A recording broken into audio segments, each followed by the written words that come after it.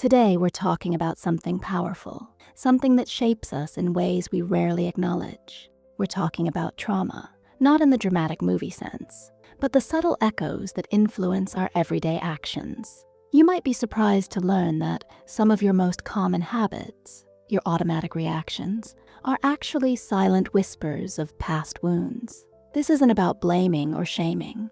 It's about understanding and empowering. Get ready to peel back the layers, because what you're about to discover might just change how you see yourself and the world around you. Here are 10 things you do without realizing they are trauma responses. Number 1, the constant apologist. Do you find yourself saying, "I'm sorry for everything"? Spilled a drink? Sorry. Asked a question? Sorry to bother you. Even existing in a shared space can trigger an automatic apology. This isn't politeness. It's often a learned response from environments where your presence or needs were perceived as an inconvenience, or where expressing yourself led to negative consequences. The constant apology becomes a preemptive shield, an attempt to diffuse potential conflict or criticism before it even arises. It's a way of making yourself smaller, less noticeable, in the hope of avoiding pain. You're essentially apologizing for taking up space, for having a voice, for simply being. This habit, while seemingly innocuous, slowly erodes your sense of self-worth, reinforcing the belief that you are inherently burdensome. Number 2, the People-Pleaser Extraordinaire. If your default setting is making others happy, even at your own expense, you might be a people pleaser. This goes beyond kindness.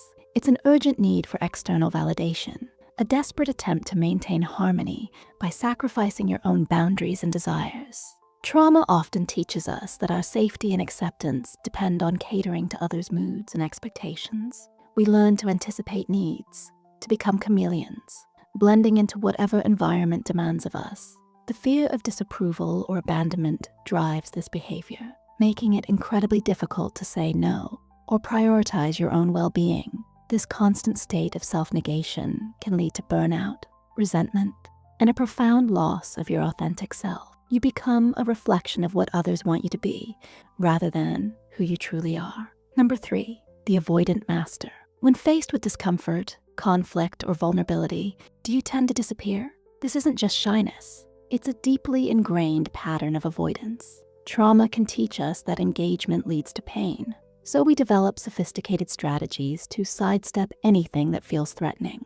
This could manifest as avoiding difficult conversations, ghosting people, procrastinating on important tasks, or even numbing out with distractions. The underlying belief is that if you don't engage, you can't be hurt. But this avoidance creates a cage, limiting your experiences, your relationships, and your ability to grow. It prevents you from processing emotions, leaving them to fester beneath the surface, only to resurface later in unexpected ways. Number 4, the hyper-independent lone wolf. I don't need anyone. Sounds strong, right? But hyper-independence is frequently a trauma response. If relying on others has historically led to disappointment, betrayal, or being let down, you learn to trust only yourself. You become self-sufficient to an extreme, refusing help. Even when overwhelmed, the thought of asking for support feels like admitting weakness or opening yourself up to potential harm.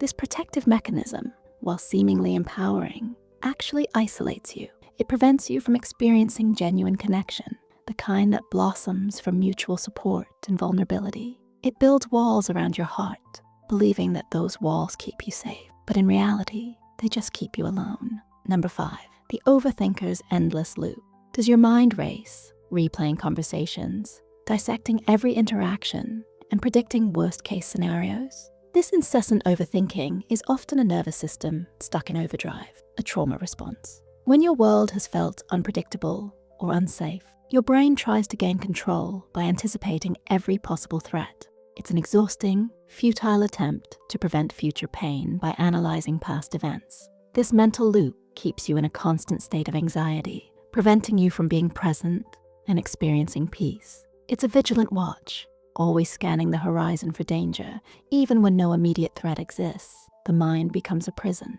constantly reenacting scenarios that never fully resolve. Number 6, the perfectionist's burden. If good enough is never actually good enough for you. If you strive for flawlessness in every aspect of your life, you might be a perfectionist, driven by trauma. This isn't about healthy ambition. It's about a desperate need to control outcomes and avoid criticism. In a chaotic or critical environment, achieving perfection can feel like the only way to earn approval, avoid punishment, or ensure safety.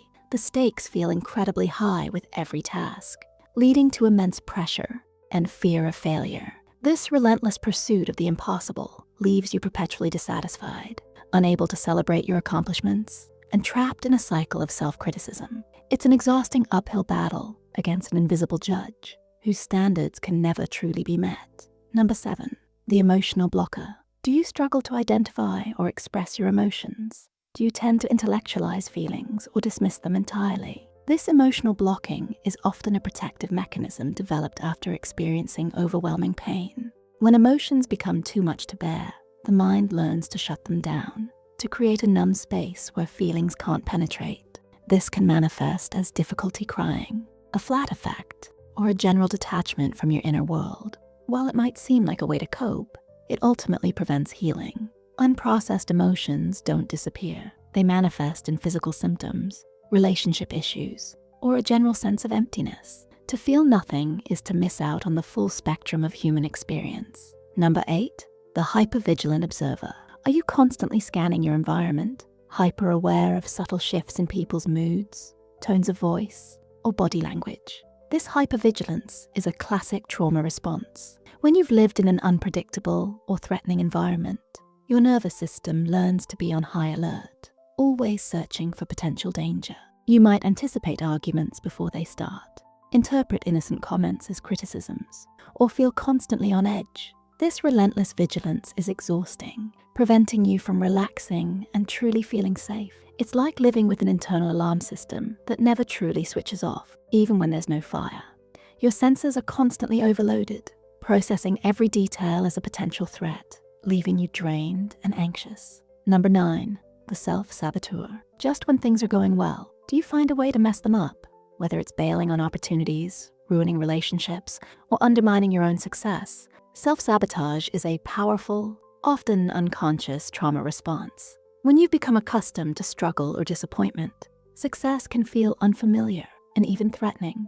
There might be an underlying belief that you don't deserve good things, or a fear that if you succeed, you'll inevitably be let down or punished.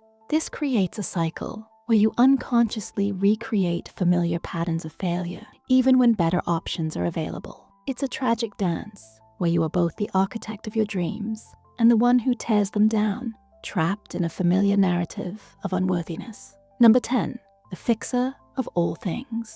Do you feel an irresistible urge to step in and solve everyone else's problems? Are you the designated rescuer in your social circles, always offering advice, mediating conflicts, and taking on others' burdens? This fixer mentality often stems from a traumatic past, where you may have had to take on adult responsibilities too early, or where your own worth was tied to your ability to solve problems for others. It can also be a way to avoid dealing with your own unresolved issues by focusing on external problems. While seemingly selfless, this constant need to fix can lead to exhaustion, resentment, and a neglect of your own needs. It creates an imbalance in relationships, where you are always giving and others are always receiving, without true reciprocity. You believe that by fixing others, you can avoid feeling broken yourself. Recognizing these patterns isn't about dwelling on the past. It's about illumination. It's about understanding the roots of your reactions, so you can begin to respond differently, consciously. You are not defined by your past, but you are certainly shaped by it. The journey from unconscious reaction to conscious response is the path to true healing and empowerment. Which of these resonated with you the most? Share your thoughts in the comments below. Your experience might help someone else feel less alone. If this video brought you some clarity or comfort, please hit that like button and subscribe for more insights into navigating the complexities of our inner worlds. Until next time, be kind to yourself.